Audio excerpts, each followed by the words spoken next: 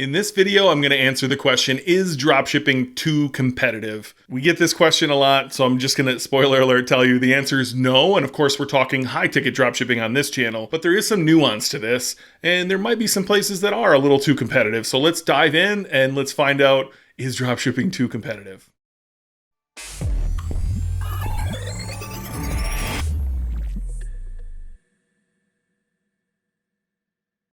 So again, the answer here is no, dropshipping isn't too competitive, and here's why. The world is abundant.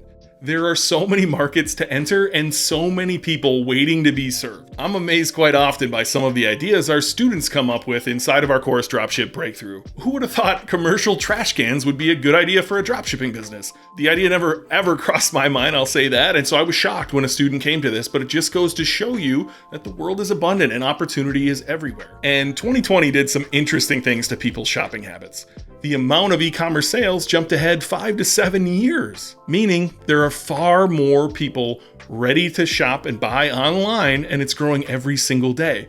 I've never been more bullish on e-commerce than I am right now, and you should be too. But let's discuss some nuance here, because there are some scenarios we would suggest you avoid. If the product you're considering, if the niche you're looking to enter, the market you're looking to enter, if that product is sold at every single Lowe's, Home Depot, Walmart, Target, Costco, all of these big box retailers, it's likely not a good idea for you to build a business around that. And let me give you a couple reasons why. Unless margins have been preserved by the manufacturer through MAP pricing, minimum advertised pricing, you're likely going to see that margins have just been carved away by the sheer number of sellers, driving the margins down to very, very low levels just that aren't sustainable for you. And because there are so many sellers, you're going to have very high CPCs or cost per click in Google Ads, which is where you're going to get the majority of your traffic in the beginning of your business. One way to do this initial research is to just use Google Shopping. So go to Google, enter the product you're looking at, go to the shopping tab, and you're going to want to see sold by less than 15 stores. So if you go look at something that is a commodity that's sold at every Lowe's, Home Depot, Walmart, Costco, think of products you're going to see everywhere there, a lawnmower perhaps. You will see sold by 50 plus stores, sold by 100 plus stores. That's obviously going to be too competitive.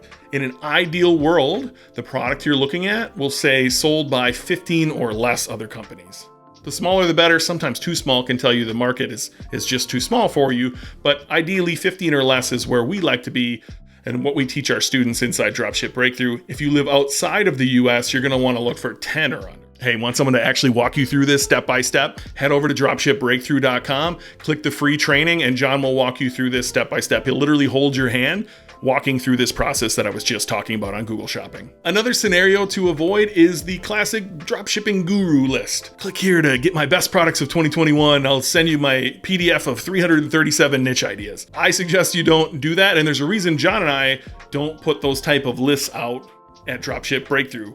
In fact, we encourage you to do your own research. You're going to have far better luck doing your own research than by going and downloading someone's list and choosing one of the ideas that's on there. Here's an example to back that up. Electric bikes was on the top of every guru's list over the last 4 to 5 years. Now, if you do any research on electric bikes, find a brand, go to Google Shopping, you will not like what you see. There is a lot of electric bike dropshipping businesses. And sure, there are a few that are successful, but it is definitely oversaturated at this point. And there's a reason, again, why you don't want to choose something that's on these lists. But the overwhelming majority of niches or markets, they're just simply not too saturated. Now, John and I, again, encourage you to do your own research here, look up your own products, your own niches, your own markets on Google Shopping, and do the research yourself to find out what's competitive or not competitive. Don't just choose something off some guru's list.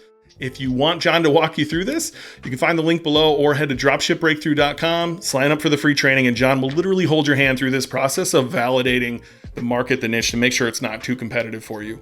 And if you still haven't even decided on your product, look for an old video from us, and we'll link it below, how to find the right products to dropship, where I walk you through how to find a framework for finding the right products in the first place.